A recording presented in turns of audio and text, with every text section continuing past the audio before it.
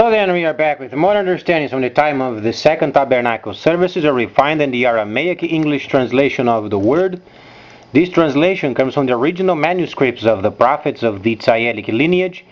So then we can understand the time of the end as per Yeshayahu the prophet that was rejected by the nation of Israel during his time, a prophet who maintained his loyalty, and he described and recorded many instances of the holy instructions while pointing the people back to the instructions, and then obviously always encouraging the people of his time to do what Moses told them to do and observe during the time of their experiences in the desert. So then, as we understand, at this time, when then Moshe received the holy instructions, the nation of Israel simply spent 40 years in a time where then they were training themselves in a desert prior of earning then the promised land. The situation is many people, because they have this computerized scripture made by the Greco and the Romans, then most of the truths were twisted. So then this day we must then filter them and understand what they truly mean. So then, as far as many people being involved with the shoes of the Hebrews did not wear away, where did they get this idea from? Was then the Creator involved with some type of a mystical understanding of leather shoes? No, he didn't. Mysticism was used because the Hebrews, much later, because of their envious desire for more of the world, such as the Ishmaelites, but they were granted the trade. But then later, the Greco and the Romans, they scandalized even further.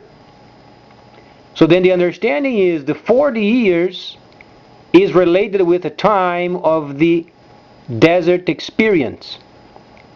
There is no such a situation of shoes not wearing away for 40 years and the people they wandered around for 40 years. That's absolutely untrue. When they left Egypt and they went then to the desert, those people that did rebel, they tried to return. And those people, they got lost in the desert and they died. Later on, they received the holy instructions, and then they practiced it on a desert for 40 years. As far as the shoes, what they did during the time of the desert experience, they carved.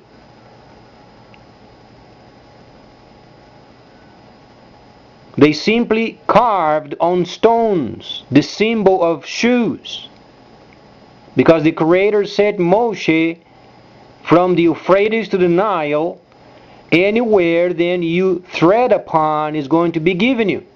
It's a symbol of the sandals on rocks.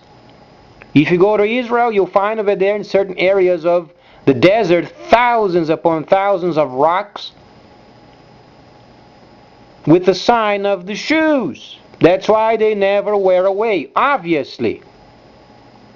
So where did the people they get this idea of they went to the desert and their shoes never wear away during 40 years of wandering in the desert? Where did they get this lie from? But from the Greco and the Romans. They are scoundrels. So then, since we know the truth, you understand how much updating must be done with instructions. But then we find ourselves many years after the desert experience, and from a Gentile viewpoint, we must understand Ezekiel the 37th chapter, the stick of authority of the Ishmaelites and Yitzhalites. So then, obviously the trade must be granted back to the Ishmaelites and wilt. At the moment, China holds the forward motion of the trade of the world. So then, other countries, they try to put them down. They try to talk them down. But there is no way. Because those numbers given by the newspaper or websites or radio broadcasts, they are given only from a centralized banking system. The news people and the media, they don't understand there is a direct trade system with a vast, large of amounts not counted when they make their calculations. It shows truly the ignorance of the people regarding then the time of the trade of the end, known as the restoration period. Not even the media escapes its own ignorance. So then we find ourselves then further studying the holy instructions, because we can't trust the governments and we can't trust the media. But we can trust the holy instructions. So then, what's coming up? Obviously then, China very wisely is leading the world's market. And while then the other nations are gorging themselves on their own stupidity, thinking then all because the trade of China is going down, all because they are facing such a hard times, crisis with the Chinese economy, only from the viewpoint of the centralized banking system, because the people can manipulate. Have they discovered yet what it means of direct trade and how much they are involved with direct trade? They have not calculated it yet, because they have no way of finding out. And precisely the inability of finding out the information via direct trade is the system precisely using in the system of the future. So then when Daniel said, then knowledge would increase from a viewpoint of a tradesperson, he meant computerized systems, where then direct trade is re-established, how it used to be in the past. So then, let's understand during the time of the holy cities, from the time of Yohanan on until 1009. There was only direct trade. There was no banking system mixed up with the kingdoms. And the reason why it was so promising, they went thus far of destroying the cities. It was an unrelenting desire of the destruction of the holy cities, because the kingdoms of the world could not get a hold of it. Thus you find the destroyer itself working against the holy cities, and did for after 100 until 1009. It was an unrelenting desire for destruction of the holy cities, and it was. Thus then the cities were destroyed. Even the tomb from where the Messiah came from was destroyed. Thus started then the time of deceit. From then on was then governments and banking systems and control over the people via trade. The problem is, we are during the time of the dragon, and Ezekiel 37 must be restored. So then, the bank system, they are finding themselves outside of the main motion. So let's understand then, during this time, then the dragon must obviously have his own way, where then the geographical areas of the dragon mart bears his name, must be dragon mart. So then the world then is set up in such a way where then you find in North America, more than likely Canada, having a dragon mart. And since we do not have the privilege of having a holy prophet giving directives, so we have to go by the flow, always in line with the instructions. We do know the dragon must be established. We do understand there is already a dragon mart in Cancun. We understand there is a dragon mart in Dubai in the Middle East. So it doesn't take much for a person from the line of the instructions. South Pacific is very promising, isn't it? Solomon Islands, they are mining for gold. They have lots of riches. Papua New Guinea, they have lots of underwater mining. And many other islands of the Pacific near Australia, they are replete with materials and then minerals. It doesn't take much for a person to understand that Dragon Mart in South Pacific, obviously in Australia, is the most promising place. Then, because the distance from Cancun and the tip of South America is very vast, you have to understand also in South Brazil, then having also a Dragon Mart. become a distribution center of the South Atlantic. The same line of understanding, then, northern Canada, for instance, linking up the northern route, where then, because of the global warming, then the northwest route opening and then linking up Canada directly with the Soviet Union, providing also then an option other than the Panama Canal opening next year. On to give an idea, for instance, a ship transporting vehicles or cars, the fare payment of going through then the Panama Canal is $200,000 only for a ship. So it's very lucrative. But then Canada has then a portion of these as then the northwest route then opens.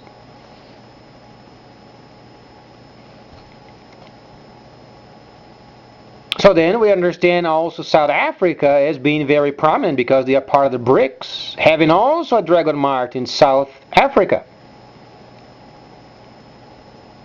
And then obviously India. Thus then the dragon has its places set up and then becoming distribution centers where then post-Panamax ships can do their work. In other words, roughly straight line from China in those distribution centers. From then on, then becomes a distribution other places where then later in the future, when the dragon becomes online, as you order from the online system of the dragon, then you get your product from the nearest geographical area of the dragon. So then, what does it mean for the other nations, besides those then shown by Daniel the prophet? He mentioned very precisely 30 plus countries of the world, and 60, and 120, except the east, north, and south. Many other countries, they must retrieve and rebuild. So then we find ourselves understanding that China, responsible for production, always wanting raw materials. And because then the quality of the air of China, unfortunately, is very bad, obviously China would prefer the smelting of those raw materials someplace else. Then you understand, for instance, in the South Pacific, in Australia, their friends, their neighbors, their islanders over there, they have lots of raw materials. And since Australia has lots of coal, then you can link up the understanding of not only becoming the central area of the South Pacific trading post, but then understanding then the smelting of those raw materials and having them ready for shipment when those post-Panamax ships, they come with products. So then obviously the air quality of China would improve. And since Australia has lots of coal, boy, they have their future secured. So then the rest of us should retrieve and rebuild. As far as America, absolutely retrieving itself from the world and rebuilding. As precisely as Gerald 9 has said during the time of the bombardment of Pearl Harbor. He was a senator of North Dakota. No more participation in foreign wars. And then starting a war, in quote, against the factories of arms of our country. Unrelenting war against them until they are placed under the control. And then develop our country. Maintenance of our petroleum pipes of Alaska. Make sure the gasoline prices drop. Make sure the housing market becomes cheaper. Make sure our farming is refurbished. And no more participation in wars. Then we can become a worthy partner when the dragon becomes online. Because the system is already uploaded. The entire dragon's system of the time of the end is absolutely uploaded and ready. The problem is, nations are not ready yet. And as we study further the whole instructions, because we understand we can't trust the governments. And we can't trust the media either. Because they try to put down the dragon, and who can put down the dragon? Do we not read in Gelah, the 20th chapter, and the dragon? This means worldwide understanding of the dragon system. When was the time of deceit? Worldwide understanding of deceit. The whole world was taken into deceit. There were no more holy cities. For more than 1,000 years, no more holy cities. Absolutely a total deceit. That's why the world is in uproar. Because it came from deceit. Now we are back on a holy schedule. So then, worldwide dragon. The dragon's system must be implemented. Every computer, every system, every financial system must be linked up with a dragon. There is no exception.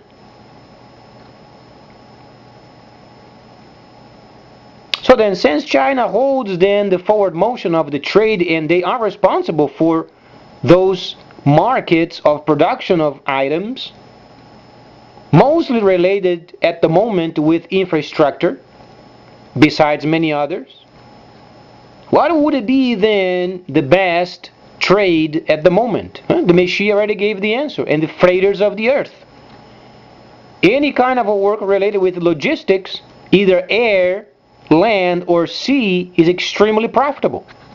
Because the Messiah saw freighters everywhere. From tabernacling, he saw the future. So every angle you evaluate from the holy instructions related with either tabernacling or Gentiles, the Messiah always has the answer. So if you want a secure job for the future, get yourself involved with logistics. Either a captain of a ship or being part of a freight company, either sea, land, air, related with the trucks, maintenance of trucks, maintenance of ships, aircrafts, mechanics, whatsoever is related with logistics.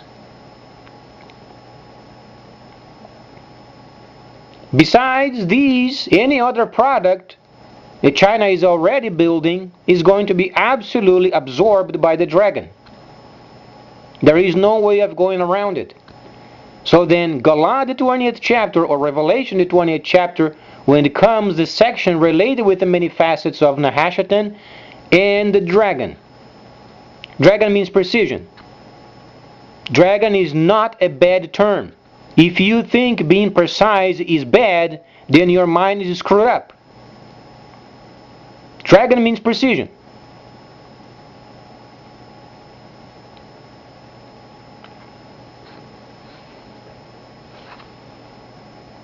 So then the best for America is doing what Mr. Gerald Nye has said. That's our objective. Retrieving from the world's wars and start our own war against the factories of arms of this country. Unrelenting war against them until they are subside. So then we can get our bearings and then develop our country and becoming then later worthy partners with the dragon.